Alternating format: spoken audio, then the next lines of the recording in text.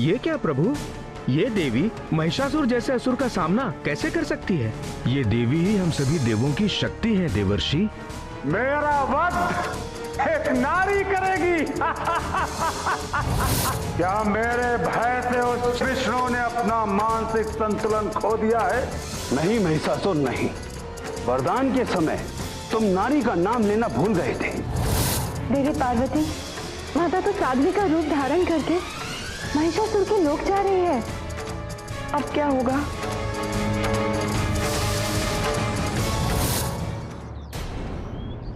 अद्भुत, अनुपम, आश्चर्य में डाल देने वाला रूप है इस रूपसी का।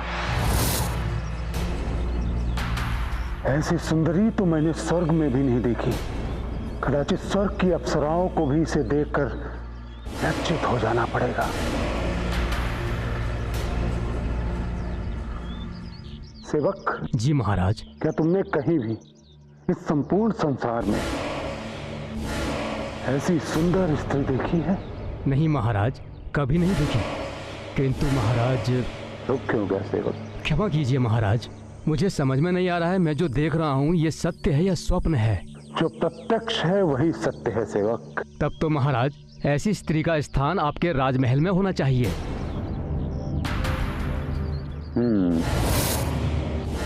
मैं भी यही विचार कर रहा था। पहली बार महाबली महिषासुर किसी स्त्री के वशीभूत हुआ है। निसंदेह हम इसे अपनी पटरानी बनाएंगे। सेवक जी महाराज। ये स्त्री मेरे महल की शोभा बढ़ाएगी, धूल मिट्टी से दूर। आज्ञा दें तो उठा लाएं महाराज।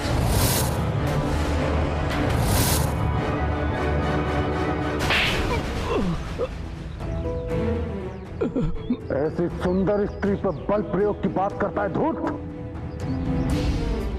आज ये प्रथम अवसर है जब महाबलशाली त्रिलोक विजयी महिषासुर किसी रूपसी के रूप से पराजित हो गया।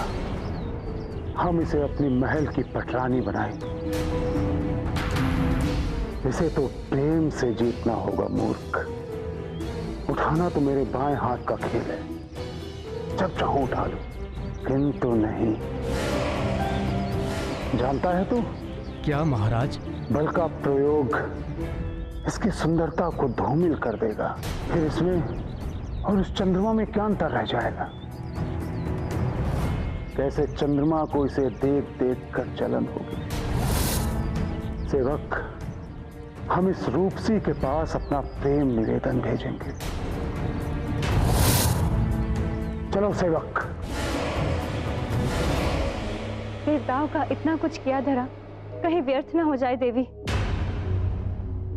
ना जाने भविष्य में क्या होने वाला है। राजमाता, अधिक समय हो चुका है, भोजन कर लीजिए। कितनी बार कहे हमें भोजन नहीं करना। परंतु राजमाता भोजन तो हमें हमारे भोजन की पड़ी है और हमें हमारे पुत्र के जीवन की चिंता खाए जा रही है। उसका जीवन संकट में है। किसका जीवन संकट में है माते? तुम्हारा।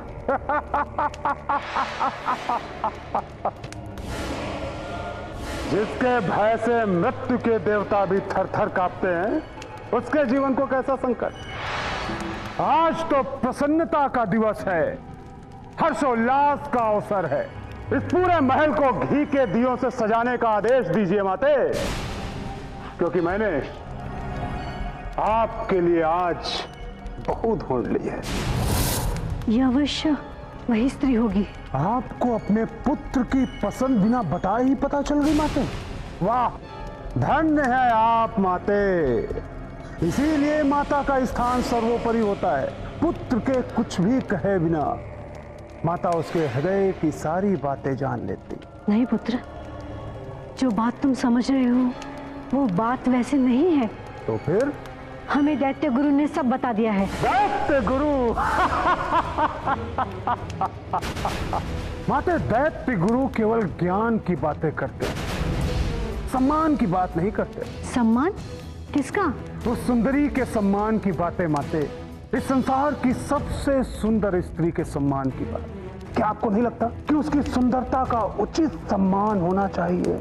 क्या दैत्य गुरु ये चाहते हैं कि सृष्टि की सर्वश्रेष्ठ रचना यूं ही वन में तप करती रहे? किंतु पुत्र, किंतु परंतु कुछ अब मैंने तय कर लिया है, वही स्त्री बनेगी आपकी बहू।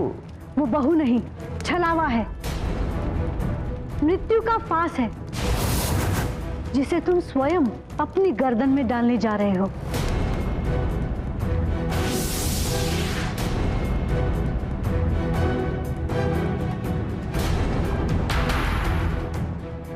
संभव है कि मां सच बोल रही है। मैं अभी इस खड़क से उस स्त्री का वध कर देता हूं।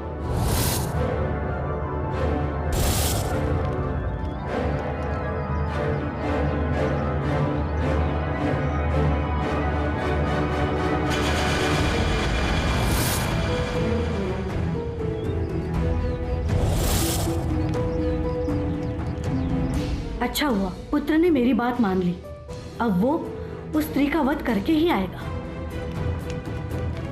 मां, कदाचित आपको भ्रम हुआ है, वो कोई दैवीय शक्ति नहीं है। वो तो अत्यंत सुंदर है, मुझे उससे प्रेम हो गया और अब ये मैंने निर्णय लिया है कि मैं उसी से विवाह करूंगा।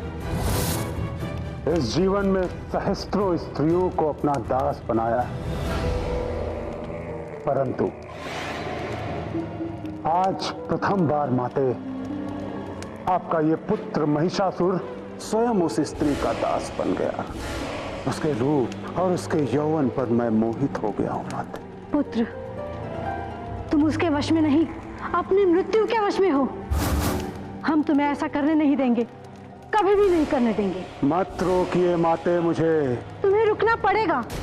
हम जानते बूझते तुम्हें काल के गर्भ में नहीं जाने देंगे। माते, जितना चाहे क्रोध कर लो, परंतु जब तक हम जीवित हैं, हम तुम्हें उस मार्ग पर नहीं जाने देंगे, मृत्यु के मार्ग पर नहीं जाने देंगे। आप मुझसे द्रोह कर रही हैं माते, और मुझसे द्रोह का दंड या तो मृत्यु दंड है या नारायण नारायण। प्रणाम माते। धन्य है माते, आप धन्य हैं। आप चाहती तो उस महिषासुर का अंत अभी कर सकती थीं, किंतु आपने ऐसा इसलिए नहीं किया क्योंकि दुष्ट महिषासुर के अन्य जो दुष्ट असुर हैं, आप उनका भी अंत कर सकें। यही मूल कारण है माते कि आपने उसे अपने रूप के सम्मोहन में केवल बांध कर छोड़ दिया। सुंदरता को देखकर कोई भी व्यक्ति अपनी चेतना खो ही बैठता है देवऋषि।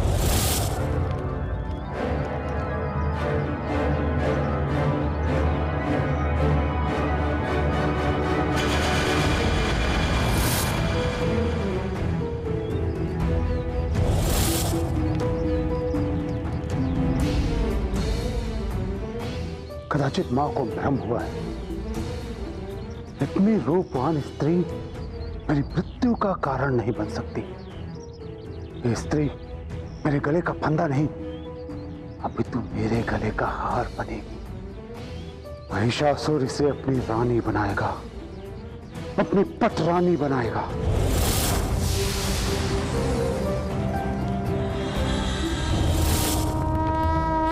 माते, महिषासुर तो यहाँ से सम्मोहित होकर चला गया है, किंतु उसकी माता उधर चिंता में डूबी हुई है। नारायण नारायण।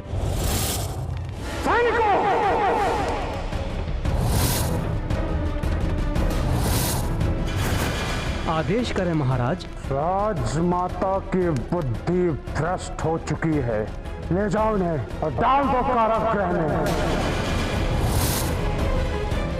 ले जाओ। ताम्र को मेरे पास भेजो। जो आज्ञा महाबली।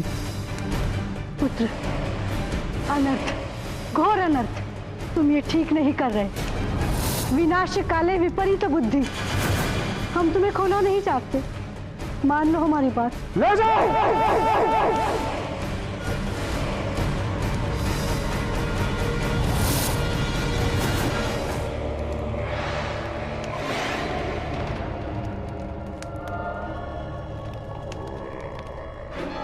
असुर राज की जय हो। आपने मुझे बुलाया? जाओ और जाकर गुफा में सो रहे महाकाय विड़ाल को जगाकर मेरे सम्मुख ले आओ। जो आज्ञा महाबली।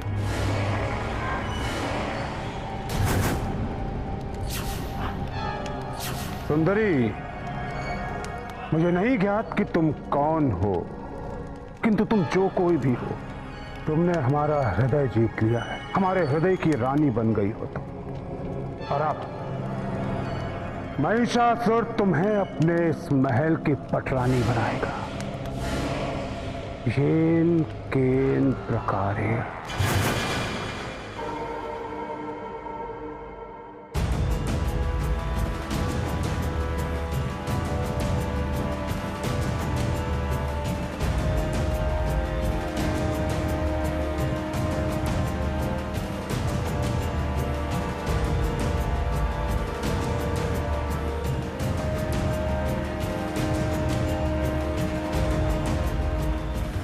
विडाल को जगाना अर्थात संकट को अपने पास बुलाना है महाबली। जानता हूं, किंतु ये महाबली महिषासुर का आदेश है। यदि ये आदेश न माना तो एक काल बन जाएंगे, साक्षात काल।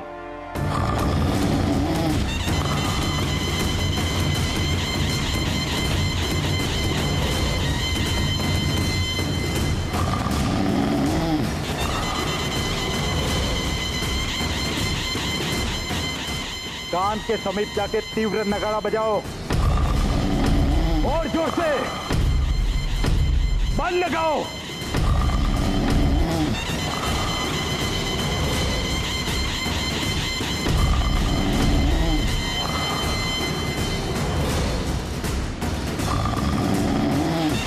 आगे बढ़ो।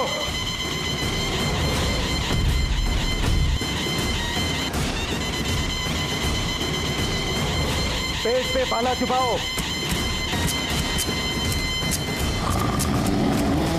और जोर से भाला चुपाओ।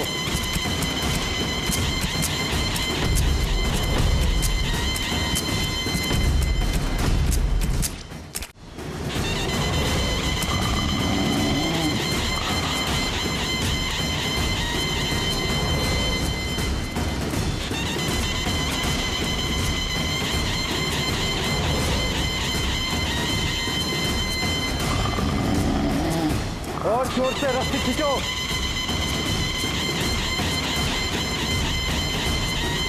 बल लगाओ। खींचो खींचो खींचो खींचो।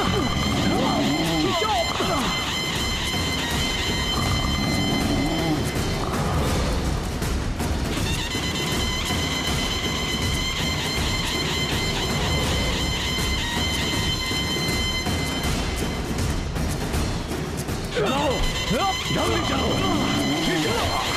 दम लगाओ।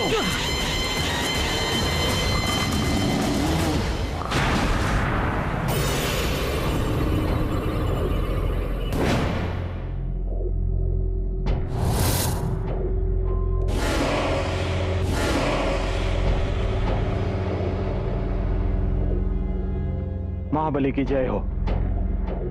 दानवराज महाबली महिषासुर को विडाल का प्रणाम।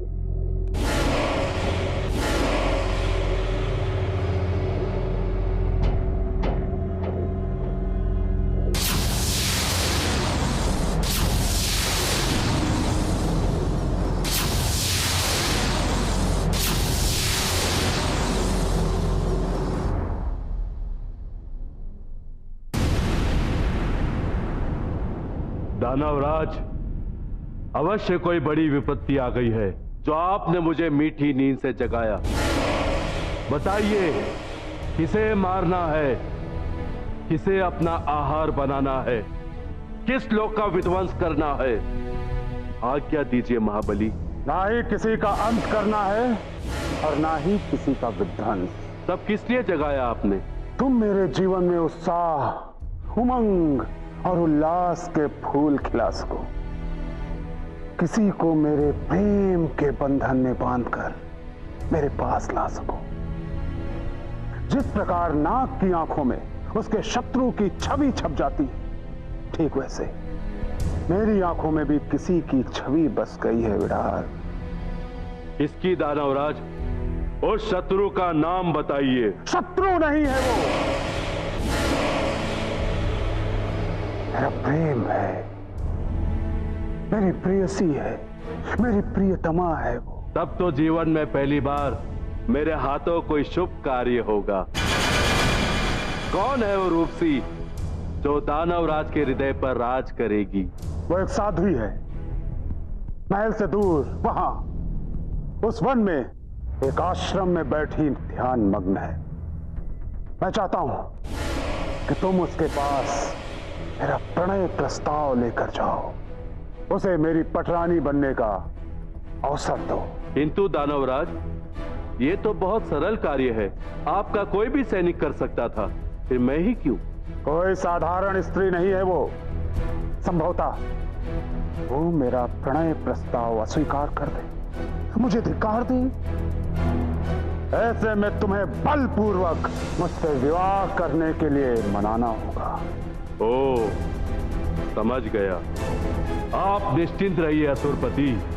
परंतु हाँ विडाल, संभव है कि उसके पास कोई दैवीय शक्ति भी हो।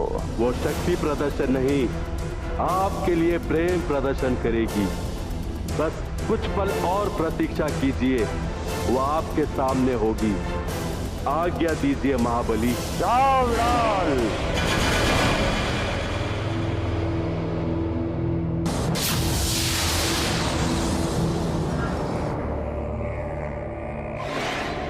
ताम्र, मेरे मित्र, जाओ मेरे विवाह की तैयारियां शुरू करो। तीनों लोगों को आमंत्रित करो, तीनों लोगों में कोई बचना नहीं चाहिए। और सर्वप्रथम मेरे काका शुंभ और निशुंभ को आमंत्रित करो। उन्हें आमंत्रित करने तुम्हें स्वयं जाना पड़ेगा। जी महाराज। उनसे कहना कि उनका भतीजा एक साध्वी के साथ विधि पूर्वक विवाह कर रहा है। इस विवाह में शामिल होकर वो वर वधू को आशीर्वाद दे। अवश्य महाबली। जाओ।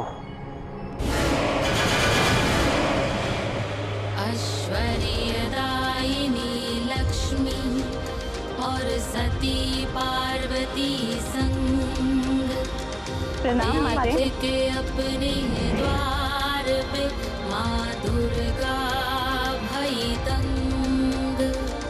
किस कारण हुआ आगमन, पूछे दुर्गा मात। ऐश्वर्य की देवी लक्ष्मी,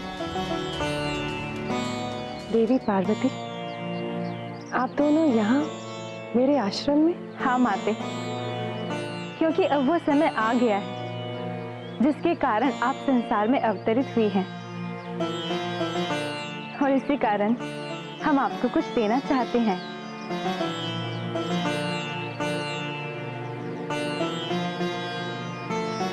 देवी लक्ष्मी, मैं एक साध्वी हूँ और एक साध्वी के जीवन में ऐश्वर्य एवं वैभव दोनों के लिए कोई स्थान नहीं होता। देवी, आप भूल रही हैं, मैं केवल ऐश्वर्य की देवी ही नहीं, बल्कि मेरा एक और भी रूप है, शौर्य लक्ष्मी, जिसे मैं आपको भेंट करना चाहती हूँ। हाँ माता, हम आपको अपनी समक्ष शक्तियाँ देने आए हैं, ताकि जब द्वय की स्थिति सामने आए तो आप उसका सहजता से सामना कर सकें। इसीलिए विशेष रूप से मैं आपको अपने 9 रूप भेंट करने आई हूँ।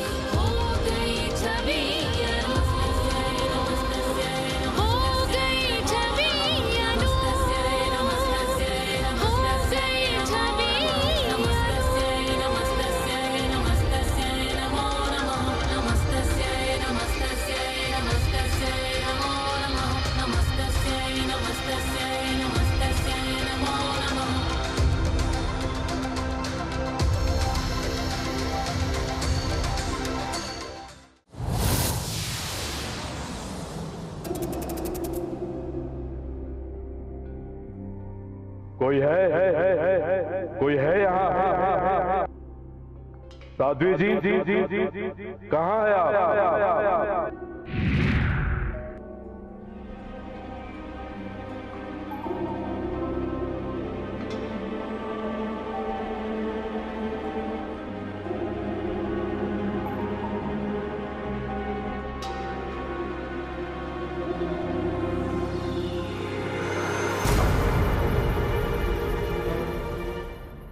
आप कौन है आप? मैं पर्वतराज हिमवान की पुत्री शैलपुत्री हूँ। किंतु यहाँ तो कोई साध्वी रहती थी। वो यहाँ से जा चुकी है। वो जा चुकी है? कहाँ? पता नहीं। असत्य मत बोलो, तुम नहीं छिपाया है उसे मेरे पैसे। अगर मुझे तुम्हारा भय होता तो मैं यहाँ क्यों आती? अच्छा, स्वयं को बहुत बुद्धिमान और चतुर समझती हो। मेरे पास अधिक समय नहीं है, बताओ कहाँ है वो साध्वी? विवाद छोड़ो, यहाँ से चले जाओ। नहीं जा सकता, साध्वी को साथ लिए बिना नहीं जा सकता।